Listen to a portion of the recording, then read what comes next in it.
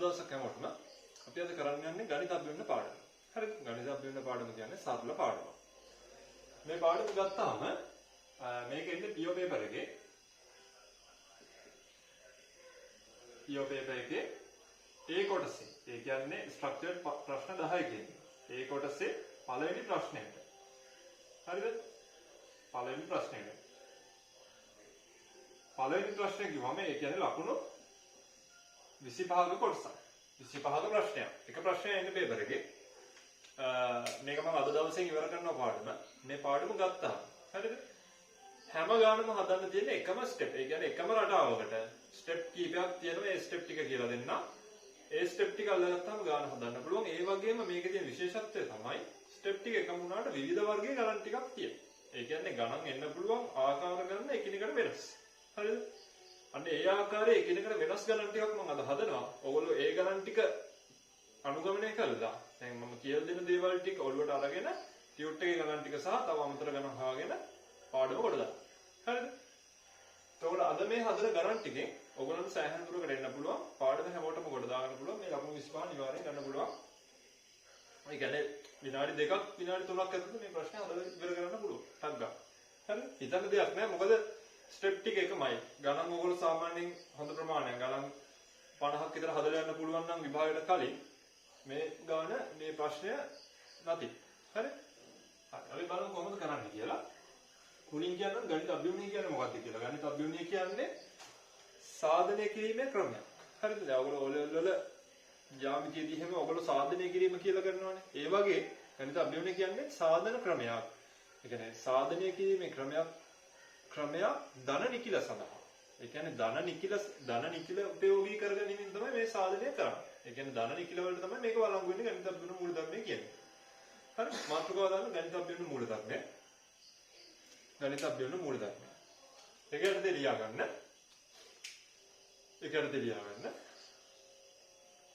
Pn නම් Pn කියන එක මෙහෙම ලියන්න. Pn නම් වූ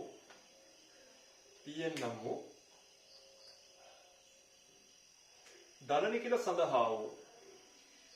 නිකිල සඳහා වූ ගණිත ප්‍රකාශනයක් හෝ සූත්‍රයක් සලකමු. ගණිත ප්‍රකාශනයක් හෝ සූත්‍රයක් සලකමු. ගණන් ලියන්න. පහත පියවර අනුගමනය කිරීමෙන් මෙම සූත්‍රය හෝ ප්‍රකාශනය සියලු ධන නිකිල සඳහා සත්‍ය බව පෙන්විය හැක. හරි? අපි දැන් බලමු කොහොමද පියවර ටික එන්නේ කියලා. පළවෙනි පියවර අංක 1. n සමාන 1ට සත්‍ය බව පෙන්වීම. n සමාන 1ට සත්‍ය බව පෙන්වීම. ඒ කියන්නේ p1 කියන එකට සත්‍ය බව පෙන්වීම කියන එක. සත්‍ය බව පෙන්වීම කියන එක. ඒ කියන්නේ n තියෙන තැනට 1 දාලා බලනවා ඒ කියන දේ හරියනවද නැද්ද කියලා. ඊට පස්සේ දෙවෙනි එක තමයි n සමානයි p විට ප්‍රකාශනය සත්‍යයයි උපකල්පනය කිරීම. අංක 3 මේකේ p කියන්නේ හැමතිස්සෙම ධන නිකිල. p කියන්නේ ධන නිකිල. p නෙවෙයි sorry. p වල p කියන්නේ. ඒ කියන්නේ n කියන තැනටනේ ආදේශ වෙන්නේ p කියන එක. එහෙනම් අදාළ ගණිතමය ප්‍රකාශනයේ අර්ථ දෙකනේ p වල p කියලා. මොකද අපි p වල pn කියලා තමයි ගණිතමය ප්‍රකාශනය ගත්තේ. තුන්වෙනි එක n සමානයි p ධන 1ට සත්‍ය බව පෙන්වීම. මේක කියන්නේ p වල p ධන 1 කියන එක ධන නිකිලයක් වෙනවා. හරි? අන්න ඔය පියවරවල් තුන තමයි කරන්නේ. ඔක නෝට් කරගන්නත් ගන්න. හරි. අපි බලමු ටියුට් එකේ අපි සරල ගණන් ටිකකින් පටන් ගමු. හරි? ටියුට් එකේ 23 වෙනි ගාන. ටියුට් එකේ 23. රියුට් එකේ 23 තමයි අපි මුලින් හදාන්නේ. සම්බ ගන්න කියන්නේ. ඔයගොල්ලන්ට ක්‍රමය අල්ල ගන්නවා. හරි.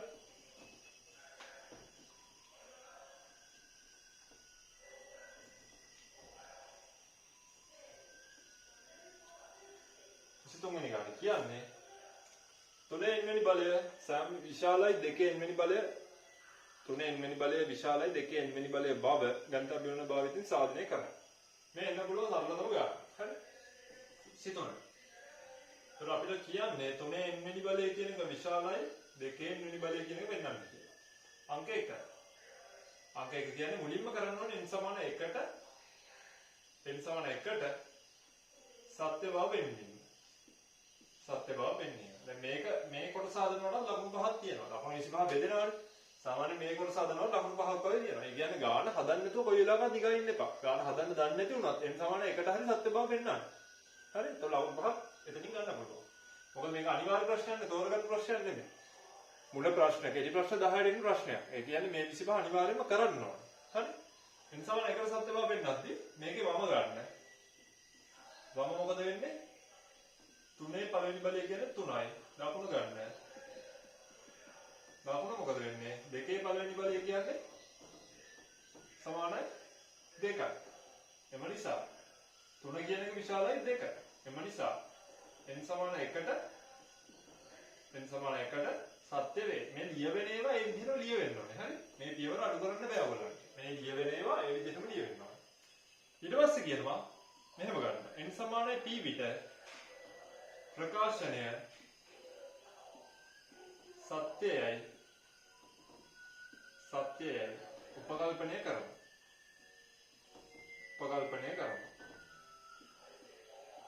සත්‍යය උපකල්පනය කළාම අපිට කියන්න පුළුවන් තුනේ p මේක p කියන්නේ මොකද්ද? මේවා ලියවෙන්න ඕනේ අනිවාර්යෙන්. p කියන්නේ දන්නේ කියලා.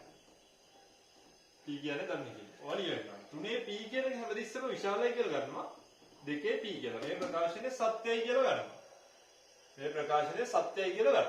හරි? ඊට පස්සේ n සමාන මෙය සත්‍ය වේ කියලා ඔන්න මෙතන ලියලා තියන්න. මෙය සත්‍ය වේ. එහෙම ලියන්න ඕනේ නැහැ. ඔයගොල්ලන්ට මම පැහැදිලි වෙන්න මේක කියන්නේ. මේ ප්‍රකාශනයේ සත්‍යයි. ඊට පස්සේ අපි කියනවා n සමාන p ධන 1ට සත්‍ය බව පෙන්වීම. n සමාන p ධන 1ට සත්‍ය බව පෙන්නද්දී අපිට පෙන්වන්න තියෙන්නේ මෙන්න මේක. නෑ අපිට පෙන්වන්න තියෙන්නේ 3 p ධන 1 වෙනි බලය විශාලයි 2 p ධන 1 වෙනි බලය කියලා. ඒකට යන්න ඕනේ මෙන්න මේක පාවිච්චි කරලා. අපි දන්න දේ සත්‍යයි කියලා දන්න දේ තමයි මෙන්න මේක. එහෙනම් මෙතන 3 p ධන 1 වෙනි බලයක් හදාගන්න නම් මම මේ පැත්ත 3න් වැඩි කරලා නම් හරිනේ.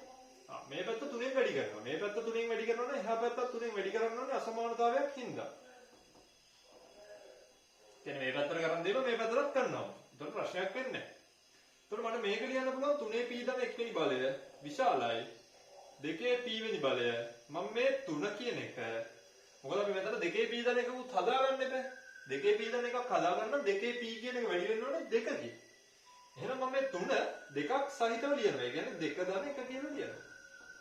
එතකොට මොකද වෙන්නේ? මෙතන ලියන්න පුළුවන් 3 p ධන 1 වෙනි බලය විශාලයි 2 p ධන 1 වෙනි බලය ධන 2 p.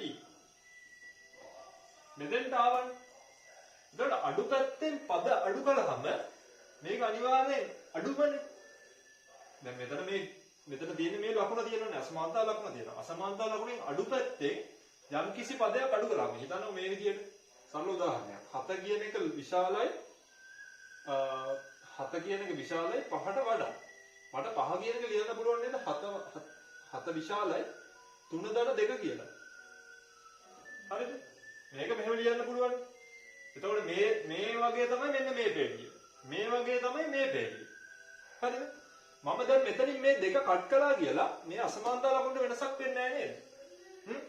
මේ අසමානතා ලකුණට වෙනසක් වෙන්නේ නැහැ. අඩු පැත්තේ පද අඩු කළා කියලා අසමානතා ලකුණට වෙනසක් වෙන්නේ නැහැ. වැඩි පැත්තට තව පද වැඩි කළා කියලා අසමානතා ලකුණට වෙනසක් වෙන්නේ නැහැ. තේරුණාද? ඒවා ඔළුවේ තියාගන්න. මම කරන්නේ අඩු පැත්තෙන් පදයක් අයින් කරනවා. මෙන්න මේ 2 p කියන එක කට් කරනවා. මේක ලාභයි. දැන් 3 කියන එකට වඩා 7 විශාලයි. අන්න ඒ වගේ දෙයක් තමයි මෙතන වෙන්නේ. එතකොට මට මෙතන ලියන්න පුළුවන් 3 p ධන 1 විශාලයි දෙකේ p ධන 1 කියලා. හරිද? මම ලියාගත්ත ගමන් මොකද වෙන්නේ? මට කියන්න පුළුවන් එම නිසා n සමානයි p ධන 1ට සත්‍ය වේ. ඒකෙන් ඉඳලා යටින් ලියනවා එම නිසා සියලු ධන නිකිල n සඳහා ඉහත ප්‍රකාශනය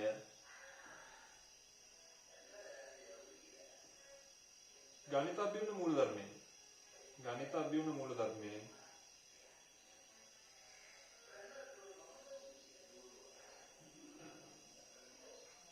सत्य वे टग्गा नोट कर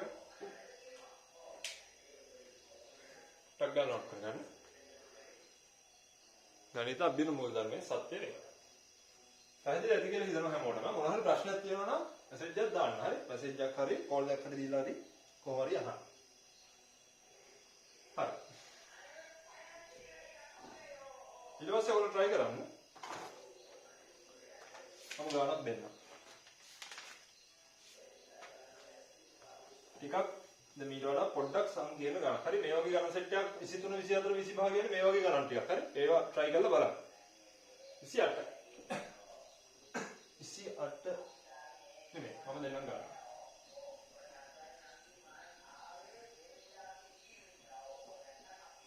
හරි මේ බෝඩ් එකේ දාන ගන්න try කරන්න. එක දාන දෙක දාන තුන දාන හතර දාන ටිකක් දානේ. මෙන්න මේක විශාලයි. මේ කුඩායි. එක බෙදීම 8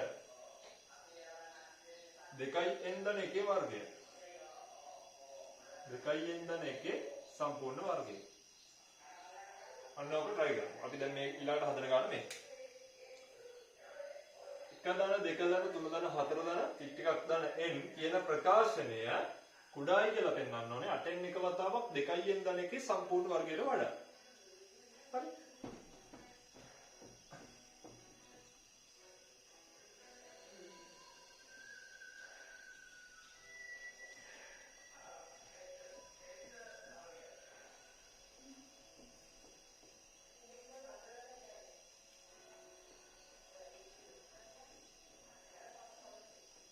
බලමු කොහොමද කරන්නේ කියලා.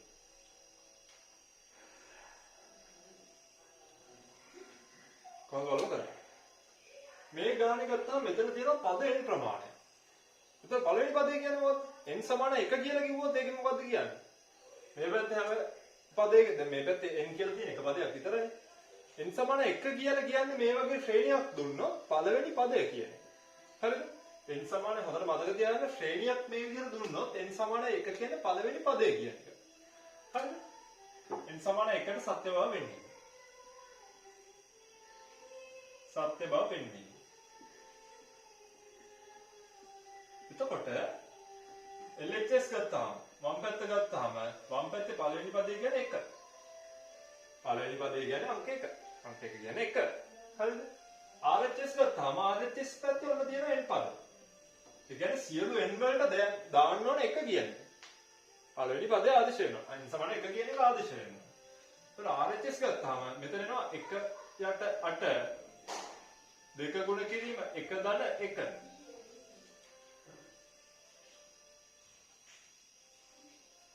පොඩ්ඩක් ඉන්න හරිය. හරි. දෙක ගුණ කිරීම 1 ධන 1. එතකොට මේ පැත්ත මොකද වෙන්නේ? මේ පැත්ත එනවා විවරක් එක 2යි මේකේ වර්ගය. 2යි 3යි 3ේ වර්ගය කියන්නේ 9. 9 බෙදීම 8. හරිද? දැන් 9 බෙදීම 8 කියන්නේ 1 දශම ගානක් නේ. ඒ කියන්නේ 1කට වඩා වැඩි. එහෙනම් අපිට මේක ලියන්න පුළුවන්.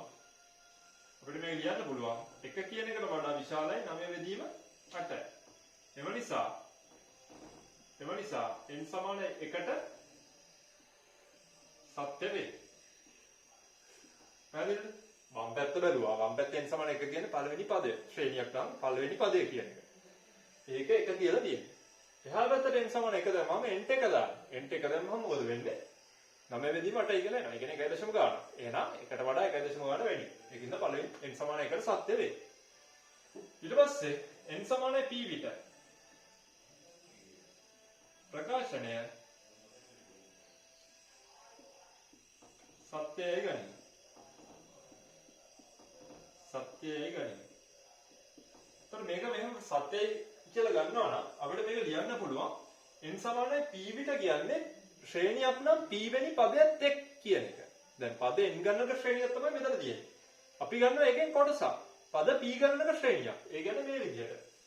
1 ධන 2 ධන 3 ධන 4 ධන ටිකක් ධන p. p ඊට පස්සේ කොහෙන් හරි තමයි n කියන එක තියෙන්නේ. අපි ඊට යටින් ගන්නවා පද p ගණනක ශ්‍රේණියක්. ඕක විශාලයි කියනවා n කියන තැන් වල p ආදේශ වෙන්න ඕනේ. 1 බෙදීම 8යි 2යි p ධන 1 සම්පූර්ණ වර්ගය. මේකේ p කියන්නේ ධන නිකිලයක් වෙන්න ඕනේ. හරි? මේක සත්‍යයි. මේක සත්‍ය වේ.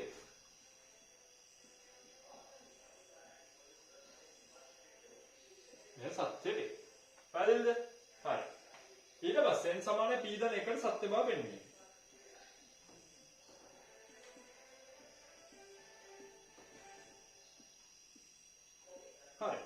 දැන් අපි දන්න දේ මේකනේ. මේකෙන් තමයි මේකට එන්න ඕනේ. එහෙනම් අපි දන්න දේ මුලින් ලියාගමු. 1 ධන 2 ධන 3 ධන 4 ධන ටිකක් ධන p.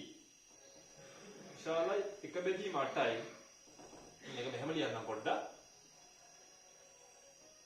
1 බෙදීම 8යි 2යි p ධන 1 සම්පූර්ණ වර්ගය. මේක මෙහෙම තියෙද්දි n සමානයි p ධන 1ට කියන්නේ පද p ධන 1ක් කියන එකනේ. දැන් මේකේ p ධන 1 වෙනි පදය හදාගන්න නම් මොකද කරන්න ඕන?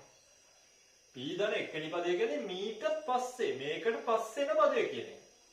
හරිද? මේකට පස්සේ එන පදය කියන්නේ මේ ශ්‍රේණිය ගත්තාම එක එකනේ වැඩි වෙලා තියෙන්නේ. එහෙනම් p ට පස්සේ එන පදය මොකද්ද? p ට පස්සේ එන පදය p ධන 1. මේ පැත්තට p ධන 1ක් එකතු කරලා නම් මේ පැත්තට p ධන 1ක් එකතු වෙනවා. දැන් n සමානයි p ධන 1ට සත්‍යයි කියලා පෙන්නනවා නම් මෙන්න මේ ප්‍රකාශනයේ n තියෙන හැමතැනටම මෙන්න මේ ප්‍රකාශනයේ n තියෙන හැමතැනටම p ධන 1 කියන එක එන්න ඕනේ. කොහොමද? මෙන්න මේක සුළු වෙලා. මේක සුළු වෙලා මේ ප්‍රකාශනයේ n තියෙන තැනට p ධන 1 කියන එක එනවා නම් අන්න මේ අසමානතාවය හරි. ඉවරයි. දැන් බලමු මේක කොහොමද සුළු කරන්නේ කියලා. සරල දෙයක් තියෙනවා. මේ 1ට 8 කියන එක මම පිටට ගන්නවා. මේ 2යි p ධන 1 වර්ගය කියන එක මම සුළු කරනවා. එතකොට එනවා 4යි p වර්ගය ධන 4යි p ධන 1. මේ 8 මම එළියට ගත්ත වින්ද මේක 8ෙන් වැඩි වෙන්න ඕනේ. එහෙනම් මෙතන එනවා 8යි p ධන 8. 1 බෙදීම 8යි 4යි p වර්ගය. එතනින් එනවා 12යි p 12යි p ධන 9. එතකොට මට මේක ලියන්න පුළුවන් නේද? මෙන්න මේ විදිහට. 1ට 8යි.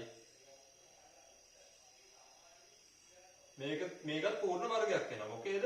2යි p ධන 3. 2යි p ධන 3 සම්පූර්ණ වර්ගය. මම උඩට පොඩ්ඩක් මකනවා.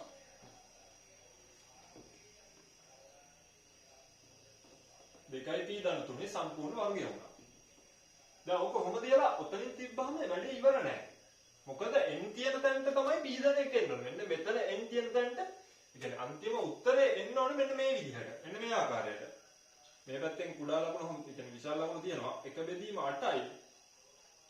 දෙවතාවක් n තියෙන තැනට p ධන 1 එන්න ඕනේ මෙන්න මේ ආකාරයට. ධන 1යි. ඕකේ සම්පූර්ණ වර්ගය. හරිනේ. ඒක මේකෙන් හදාගන්න පුළුවන්. කොහොමද? මෙතනින් කියනවා කොහොම මේක තමයි මෙතන උඩට එන්නේ ආ. 1ට 8 කොහොමද තියෙනවා? 2යි p ධන 3 තියෙන්නේ. 2යි p ධන 3 කියන එක ලියන්න පුළුවන් 2යි p ධන 1 ධන 1. ඔකේ සම්පූර්ණ වර්ගය. එතකොට මෙන්න මෙතන තියෙනවනේ. පොඩ්ඩක් කර තුනක්. පොඩ්ඩක් ඉන්න. නෑ 2යි p ධන 1 නෙමෙයි.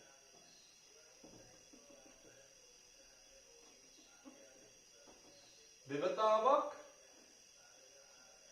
p ධන 1. හරිනේ. 2යි p ධන 2ක් එනවා මෙතනින්. ධන 2යි ධන 1යි ධන 3 වෙනවා. එතකොට 2යි p ධන 3යි. මෙන්න මේ p ධන 1 n තියෙන තැනට මෙන්න මෙතන n තියෙන තැනට තමයි මේ p ධන 1 ඇවිල්ලා තියෙන්නේ. p ධන 1 අවස්ථාවේ යටතේ.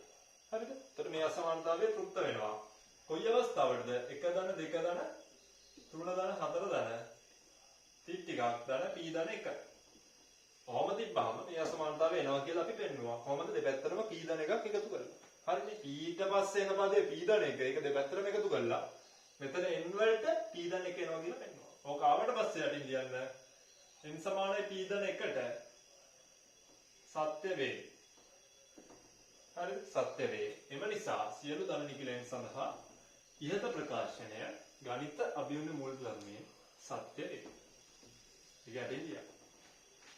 මේක ලියන්න. එම නිසා සියලු ධන නිකිලයන් සඳහා ඉහත ප්‍රකාශනය ගණිත අභියෝග මූල ධර්මයේ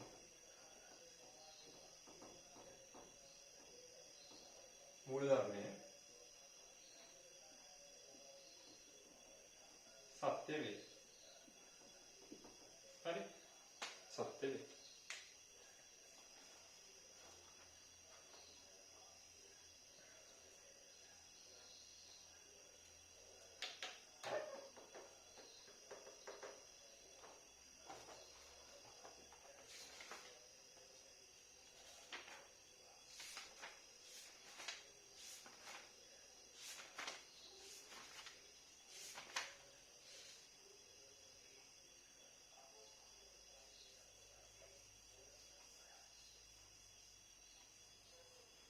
හරි.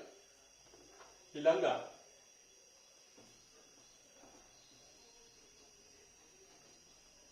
හදන්න යන්නේ මීට වඩා පොඩ්ඩක් වෙනස් ගාන. හරි. මීට වඩා පොඩ්ඩක් වෙනස් ගානක් තමයි ඊළඟට හදන්නේ.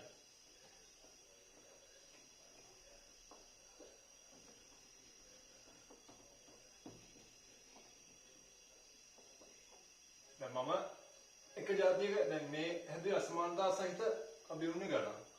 දැන් හදන්න යන්නේ ඊට වඩා පොඩ්ඩක් වෙනස් ගාන. කොහොමද? මේ ගාන වෙන්නේ 7 n වෙනි බලය ඍණ 1 කියන එක.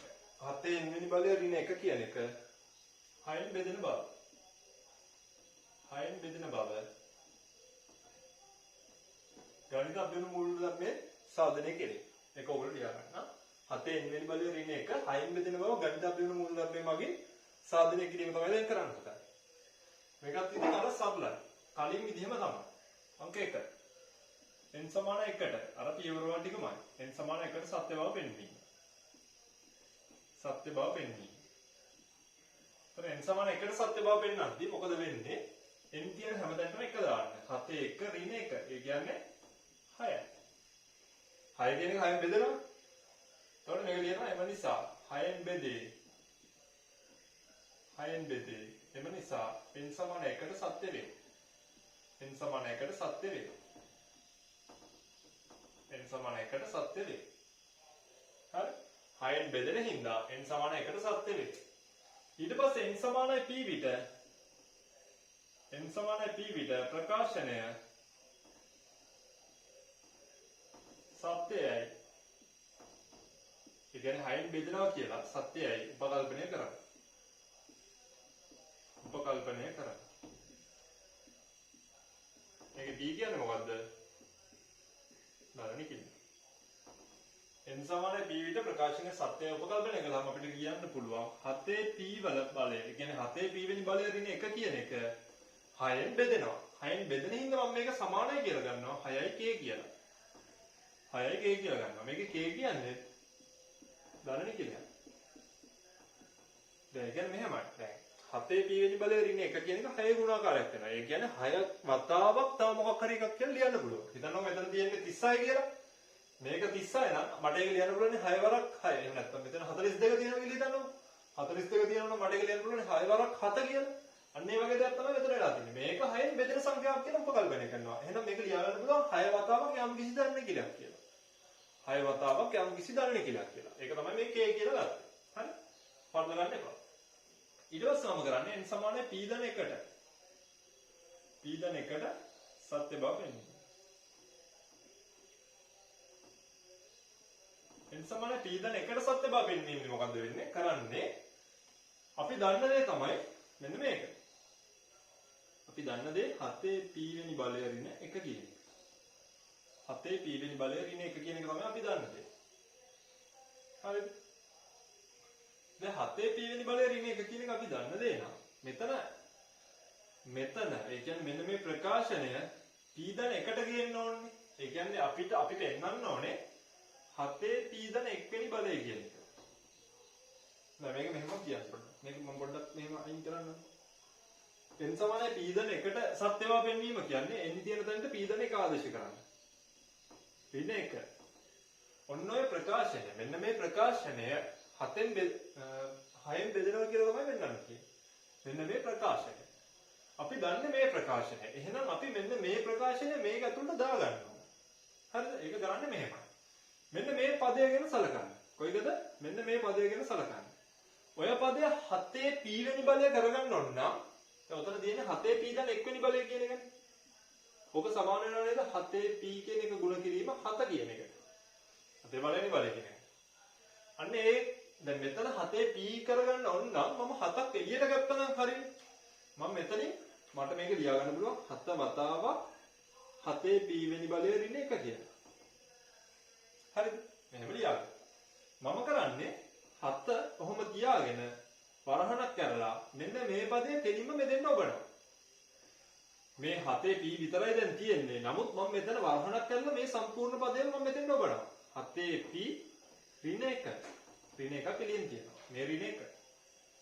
මම අතින් පදයක් ඇතුළට දාගත්තා. දැන් මේ අතින් පදයක් මම මෙතන ඇතුළට දාගත්තාම 7p ධන 1 කියන එක හැදෙනවා. ඒක තියෙනවනේ. නමුත් මෙතනින් තව ඍණ 7 කියලා වැඩිපුර පදයක් හැදෙනවා. ඍණ 7 කියලා වැඩිපුර පදයක් හැදෙනවා නම් ඒ වැඩිපුර පදේ මෙතනට තියෙන්න බෑනේ. ඒතකොට මේ ප්‍රකාශනය වෙනස් වෙනවනේ. මං කියන්නේ පැහැදිලිද? මෙන්න මේ ප්‍රකාශනය සුළු කරාම මෙතනින් එනවා 7p ධන 1ක් එනවා. ඍණ 7ක් එනවා. ඍණ 1කුත් එනවා. මෙන්න මේ පදේ වැඩි. හරිද? ඔන්න ඔය වැඩි පදේ අයින් කරන්න මම මෙතන දානවා ධන 7ක්. ඒක අපි ලියනවා. 7 වතාවක් 7p වෙනි බලය ඍණ 1 ඍණ 1 මම ධන 7ක් දානවා. දැන් මේ ප්‍රකාශනය මේකට මේක කපලා ගිහිල්ලා අර කලින් ප්‍රකාශනය වෙනවා. මේ ප්‍රකාශනය වෙනවා. ප්‍රකාශනයට වෙනසක් වෙලා නැහැ. නමුත් අපිට වෙන්න ඕන දේ වෙලා තියෙනවා. දැන් අපි මෙන්න මේකට ලියා ගන්න පුළුවන් නේද? 7 වතාවක් 6k වෙනි බලය කියලා.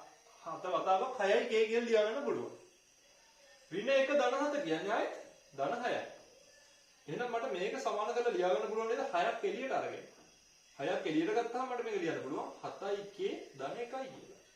ඕක සමානයි 7k dash. sorry 6k dash.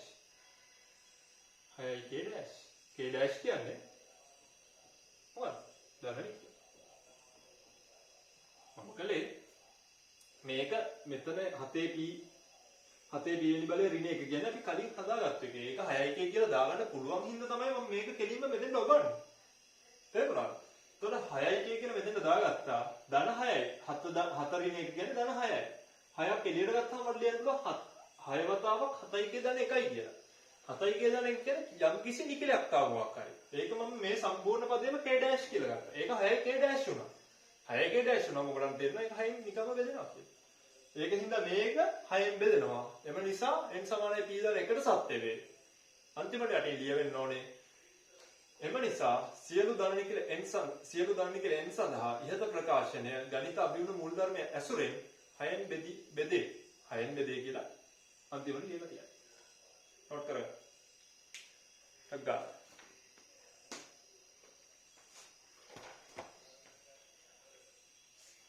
හරි එතකොට යම් කිසි සංඛ්‍යාවකින් බෙදෙන බව පෙන්වන්න කිව්වම ගණන් හදන්න ඔන්න ඔය සිස්ටම් එකට. හරි? ඔය සිස්ටම් එකට හදුවනම් හරි.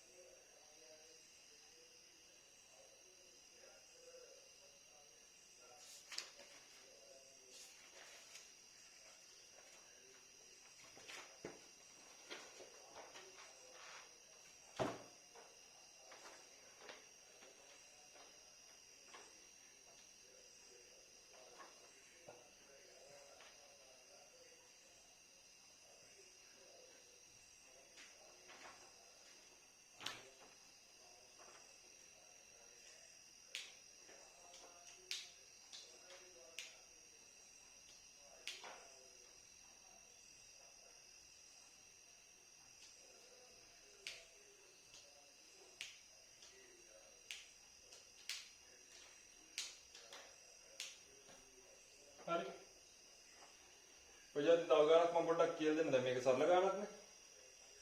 තව පොඩ්ඩක් මීට වඩා ටිකක් සංකීර්ණ ගානක් කියලා දෙන්න. චුට්ටක්. ගොඩක් නෙමෙයි. මේවා ඉතින් පොඩි ගානක්. හරි. අපි ඉක්මනට වාස් කරලා ගමුත් කරන්න බලමු මේක.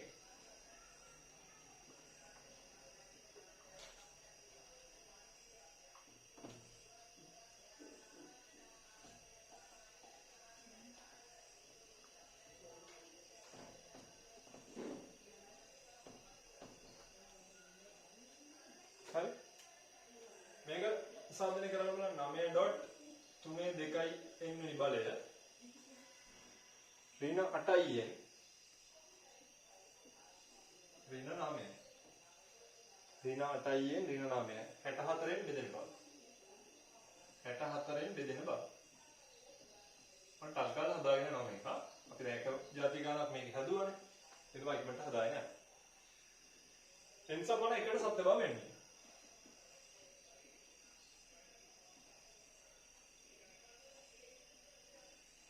සත්‍ය බව පෙන්වීම. තොර n සමාන 1ට සත්‍ය බව පෙන්වීමේදී මේ ප්‍රකාශනය අපි ලියන්න පුළුවන් n කියන හැමතැනම 1 දාලා. 3 වර්ගය වෙනවා. ඍණ 8යි ඍණ 9යි. මේක ලියන්න පුළුවන් මට 3 වරක් 3 9යි. 9 වරක් 9 81යි. හරිද? 81 ගෙන් 9ක් ගියාම 72යි. 72 ගෙන් 8ක් ගියාම 64යි. හරි? දෙකෙන් 8ක් ගියාම 64. එතකොට 64 64ෙන් බෙදෙනවා 1යි. ඒ නිසා අපි ලියන්නේ 64ෙන් බෙදේ. මේ නිසා අපි ලියන්න පුළුවන් n සමාන 1ට සත්‍ය වේ. n සමාන 1ට සත්‍ය වේ. හරි. ඊට පස්සේ n සමානයි p විට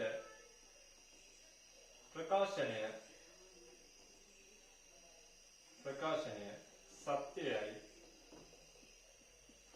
උපකල්පනය කිරීම. උපකල්පනය කරමු. සත්‍යය උපකල්පනය කරමු. එතකොට මේක සත්‍ය නම් අපිට ලියන්න පුළුවන් මේක p කියන්නේ ධනණී කියලා.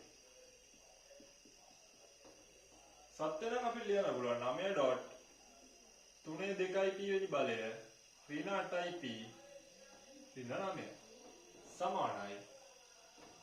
මේක 64න් බෙදෙනවා නම් මට මේක ලියන්න පුළුවන් කොහමද? 64යි k කියලා. 64යි k කියලා ලියන්න පුළුවන්. හරිද? අර කලින් විදියම පොඩි දෙයක් තියෙනවා. මේක 64යි k වෙනවා. එහෙනම් n සමාන p ධන 1ට සත්‍ය බව පෙන්වීම.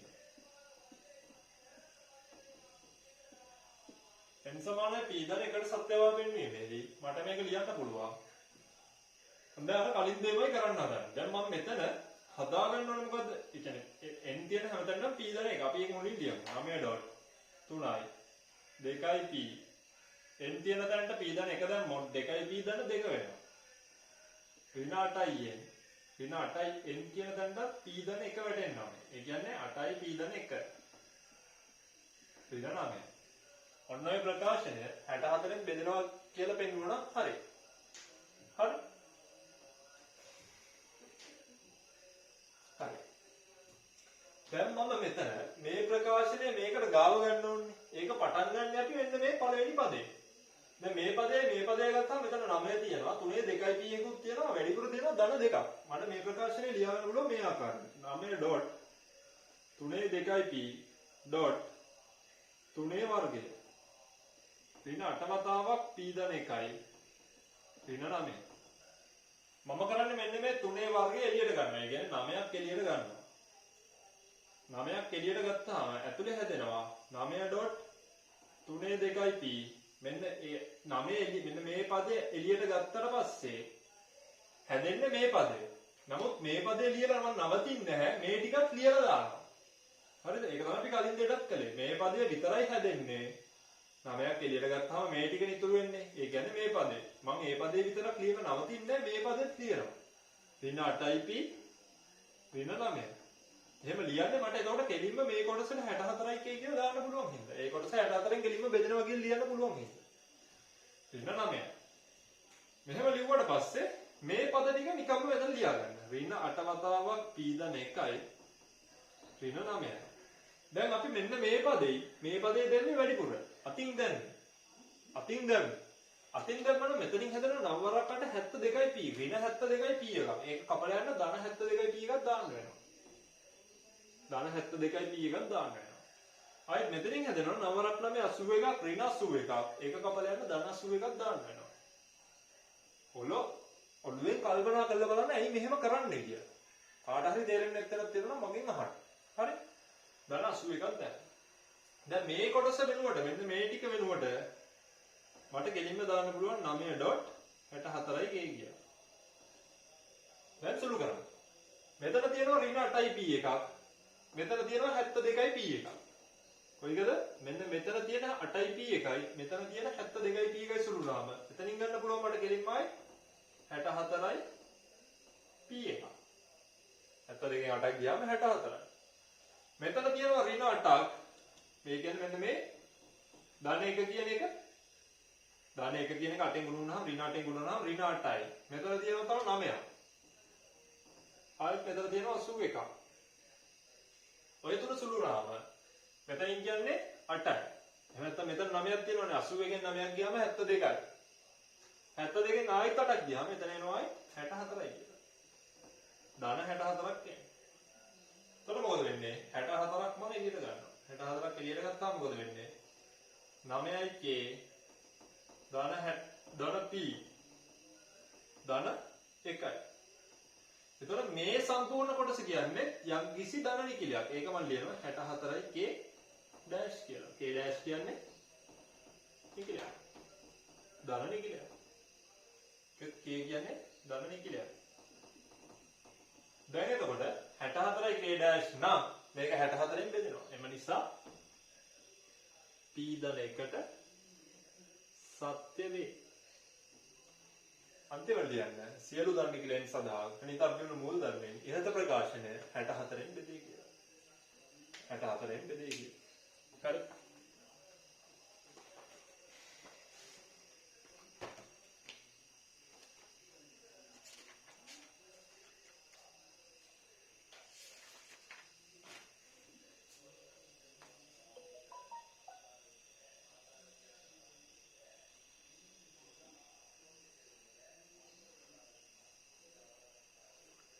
ලියන්න.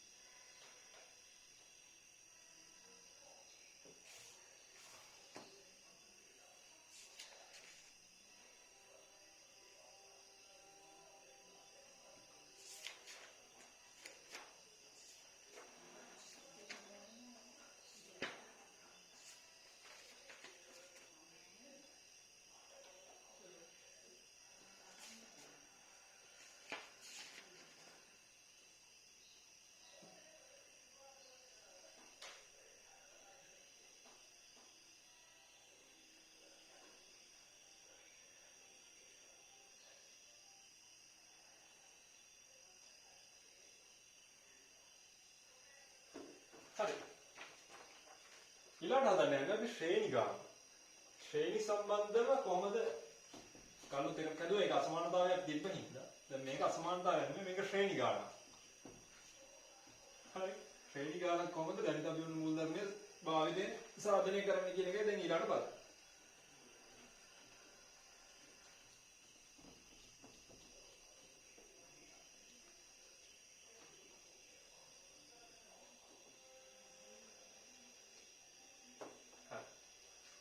කොහොමද බලමු මේක කරන්නේ. මෙන්න මේකයි ගාන. ටියුට් එකේ 14 වෙනි ගාන. ටියුට් එකේ 14 වෙනි ගාන.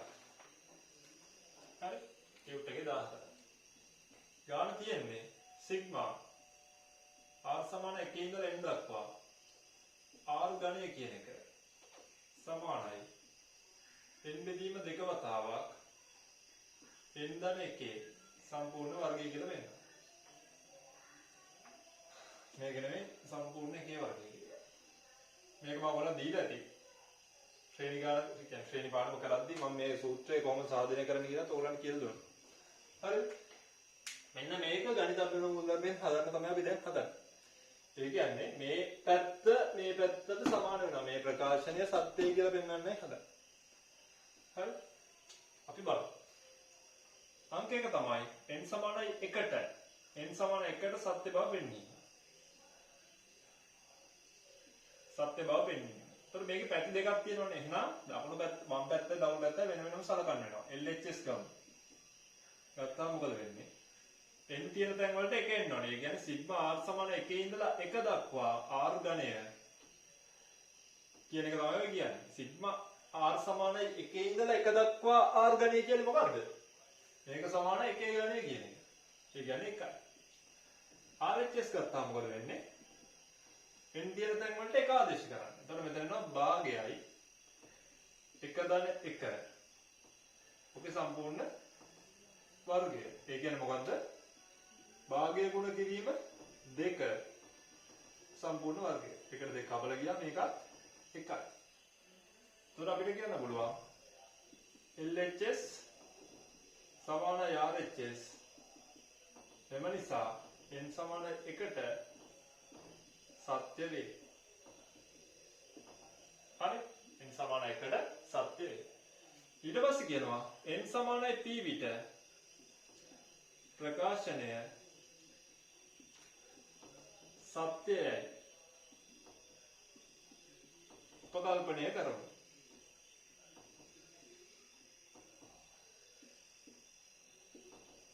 මේක p කියන්නේ මොකද්ද? ධන නිකිලයක්.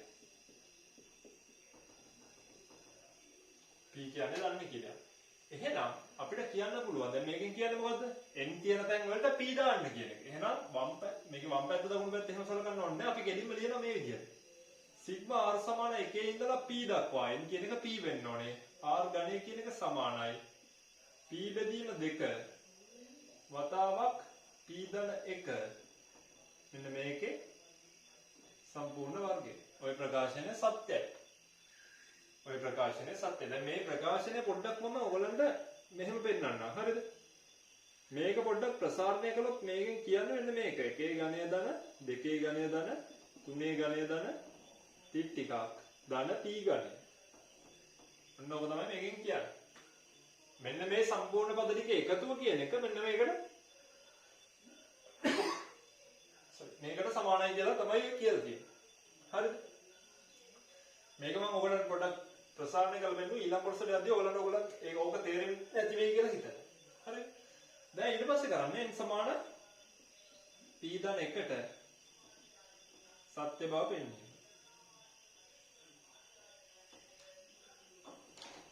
n සමාන p ධන 1ට සත්‍ය බව පෙන්වද්දී මොකද වෙන්නේ? n සමාන p ධන 1ට සත්‍ය බව පෙන්වද්දී මොකද වෙන්නේ? මෙතන දැන් තියෙන්නේ p වෙනකම් විතරයි. p ධන 1 කියන්නේ ඊළඟ පදේ. දැන් මේක මොකද වෙලා තියෙන්නේ? 1 ඝණය වෙලා. ඊළඟට 2 ඝණය වෙලා. ඊළඟට 3 ඝණය. 1 එකනේ පදේ වැඩි වෙන්නේ. 2කට පස්සේ 3. 2 ධන 1. 3 ධන 1. 4. 4 ඝණය. ඒ විදිහට ඉස්සරහට යන්නේ. එහෙනම් p ඝණය නැවතුණා. ඊට අනුයාත පදේ කියන්නේ මොකද්ද එතකොට? p ධන 1 ඝණය. දැන් අපි පෙන්වන්න ඕනේ මෙන්න මේක. මම ඒක පොඩ්ඩක් ඒක අපිට මෙතෙන්ට ඕන වෙන්නේ නැහැ. මම මෙන්න මෙතන පොඩ්ඩක් නෝට් කරන්න මේ විදිහට. පෙන්විය යුත්තේ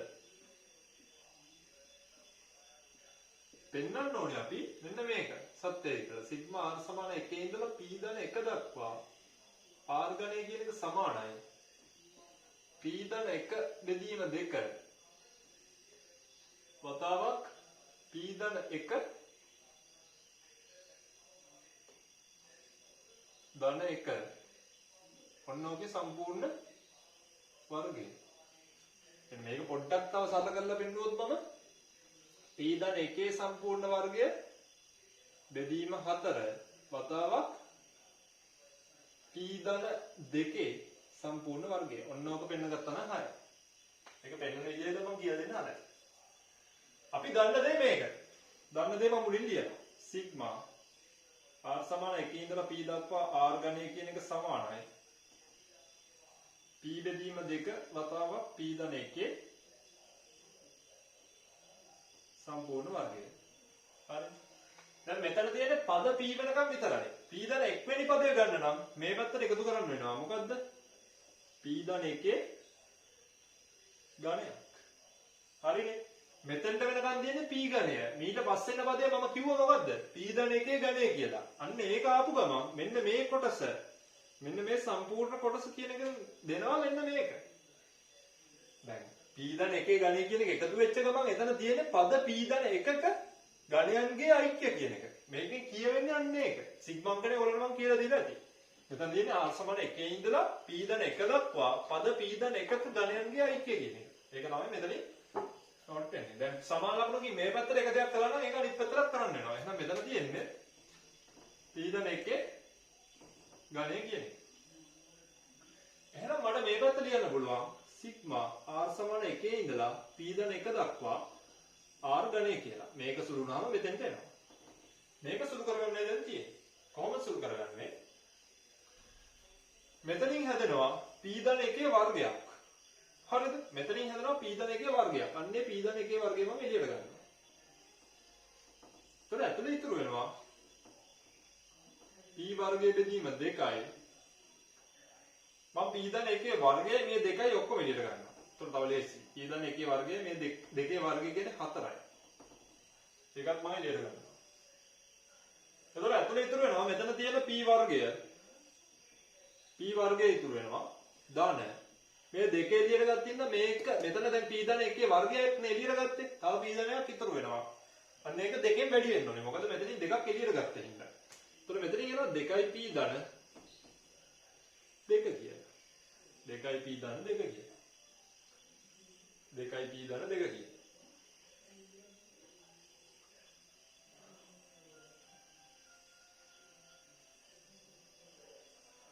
sorry මෙතනින් දෙකේ වර්ගයක් මම එළියට ගත්තේ. දෙකේ වර්ගයක් එළියට ගත්තා නම් මොකද වෙන්නේ?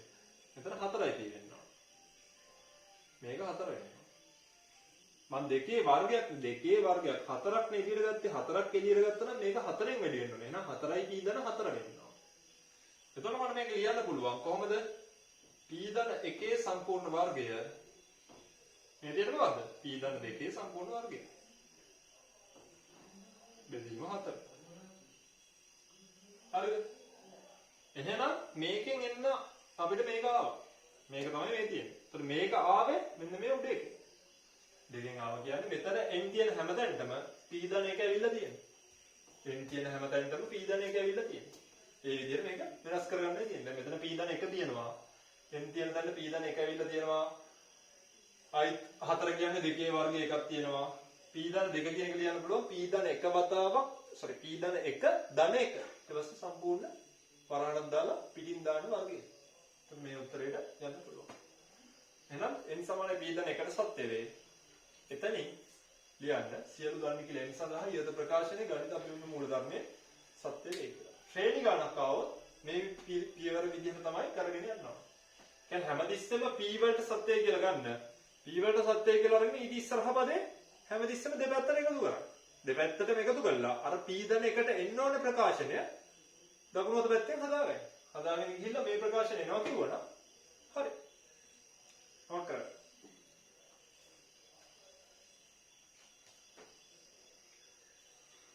මම නෝට් කරන්න.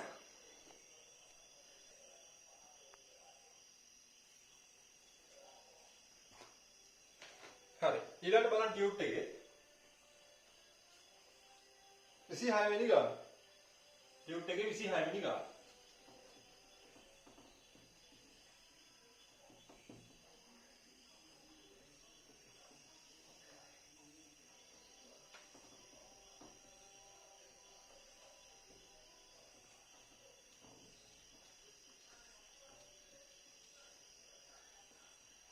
ටියුට් එකේ 26 වෙනි ගාන.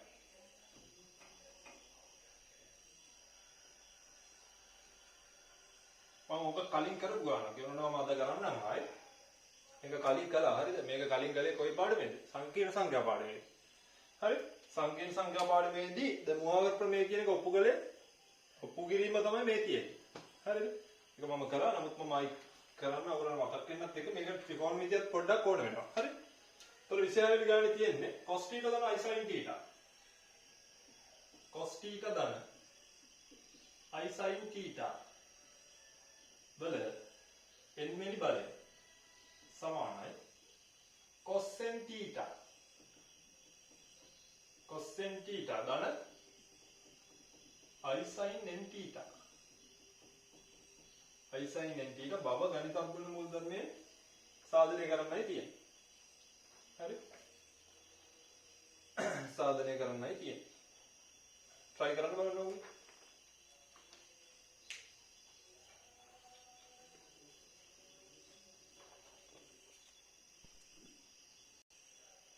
හරි බලමු. මේ වගේ n සමාන 1ට සත්‍ය බව පෙන්වන්නේ. n සමාන 1ට සත්‍ය බව පෙන්වන්නේ. n සමාන 1ට සත්‍ය බව පෙන්වීමේදී කරන්නේ අපිට මේක cos theta. ඒ කියන්නේ මුලින්ම අපිට සලකන්න වෙනවා වම් පැත්ත. වම් පැත්ත සලකුවම මොකද වෙන්නේ? cos theta දාන I sin theta වල පළවෙනි පද. හරි. ඒ කියන්නේ cos theta ධන I sin theta තමයි. cos theta ධන I sin theta තමයි. ඔය විදිහට දකුණු පැත්තත් ගත්තාම දකුණු පැත්තෙත් එන්නේ cos theta ධන n තියෙන තැන් වලට එක දාන්න තියෙන්නේ. I sin theta තමයි. එහෙනම් ඕකෙන් කියන්න පුළුවන් LHS කියන එක සමානයි RHS කියන. හරි. එතකොට මෙතනින් කියන්න පුළුවන් n සමාන 1ට සත්‍ය වේ. n සමාන 1ට සත්‍ය වේ. ඊට පස්සේ අපි කියනවා n සමානයි p විට ප්‍රකාශනය සත්‍යයයි ප්‍රකල්පනය කරමු. ප්‍රකාශනය සත්‍ය නම් අපිට මෙතනින් ලියන්න පුළුවන් cos theta ධන I sin theta වල p වෙනි බලය සමානයි cos p theta ධන I sin p theta. cos p theta ධන I sin p theta. මේ ප්‍රකාශනය සත්‍යයි. හරි මේක සත්‍යයි. එහෙනම් ඊළඟට n සමානයි p ධන 1ට සත්‍ය බව පෙන්වන්නේ. සත්‍ය බව පෙන්වන්නේ. n සමානයි p ධන 1ට සත්‍ය වෙනවා නම් සත්‍ය බව තමයි පෙන්වන්න තියෙන්නේ. ඒක අපි පෙන්වන්න ඕනේ මෙන්න මේ ප්‍රකාශනය පාවිච්චි කරලා. දැන් මේ ප්‍රකාශනය p ධන 1 ප්‍රකාශනයක් කරන්න ඕන නම් මොකද කරන්න ඕනේ? මේ පැත්ත p ධන 1ක් කරන්න ඕන නම් හිතන්න මෙහෙම cos theta ධන I sin theta කියන එක තියෙනවා p වෙනි බලය කියලාම. මේක p ධන 1 වෙනි බලය කරන්න ඕන නම් මේක තව cos theta ධන I sin theta කෙනෙක්ගෙන් වැඩි කරා නම් හරි. මේ ප්‍රකාශනයේ cos theta ධන I sin theta කෙනෙක්ගෙන් වැඩි කරා නම් හරි. ඇයි පාදය සමානයි. දර්ශක දෙක එන එකතු වෙන්න ඕනේ. p ධන එකක් වෙනවා. එහෙනම් මේ පැත්තට කරපු දෙයක් දකුණු පැත්තටත් කරන්න වෙනවා. cos p theta ධන I sin p theta මේක වැඩි කරන්න වෙනවා cos theta ධන I sin theta එක. එතකොට මොකද වෙන්නේ? මෙතනින් හදනවා cos p theta cos theta ධන cos p theta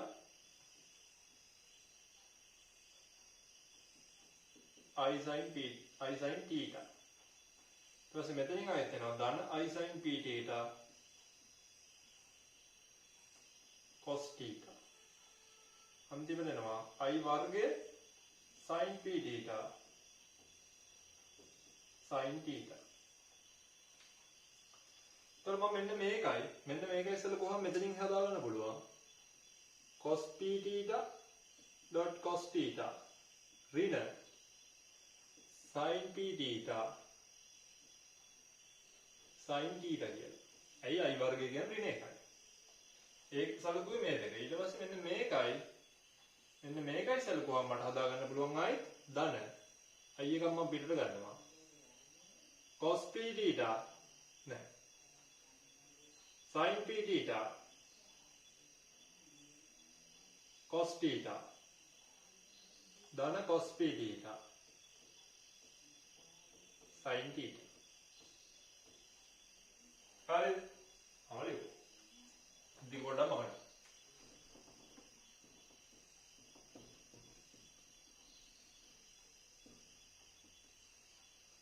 හරිද? දැන් ඔය ලියාගත්තට පස්සේ මේකෙන් මොකද්ද කියන්නේ? cos ඒ කියන්නේ cos දෙකක් තියෙනවා. cos A cos B ඍණ sin A sin B වගේ එකක් තියෙනවා. එහෙනම් මේ දෙක වෙනකොට දැන් මේ cos A cos B ඍණ sin A sin B. ඒ කියන්නේ cos P theta cos theta ඍණ sin P theta sin theta. ඔය තියෙන්නේ cos A ඍණ B. sorry වැරදුනා. මෙහෙම තිබ්බොත් මේකෙන් කියන්නේ cos A ධන B. cos A ධන B. කියන්නේ cos A cos B ඍණ sin A sin B කියලා තිබ්බොත් ඒකෙන් කියන්නේ cos A ධන B. එහෙනම් සමානයි මට ලියන්න පුළුවන් cos A ධන B. ඒ කියන්නේ P theta ධන theta. P theta ධන theta.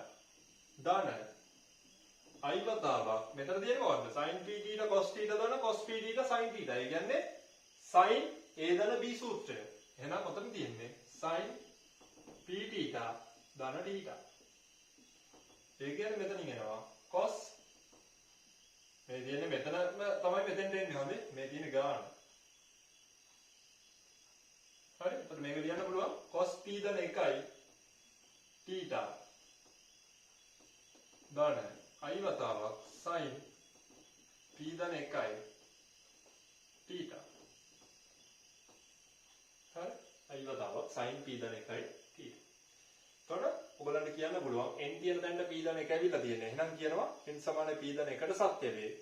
පැහැදිලි ලියනවා. එම නිසා n සමානයි සියලු ධන නිකිල n සඳහා ඊට ප්‍රකාශනයේ ගණිතඥ මූල ධර්මයේ සත්‍ය වේ කියලා. හරි. ඉක්මන නෝට් කරගන්න.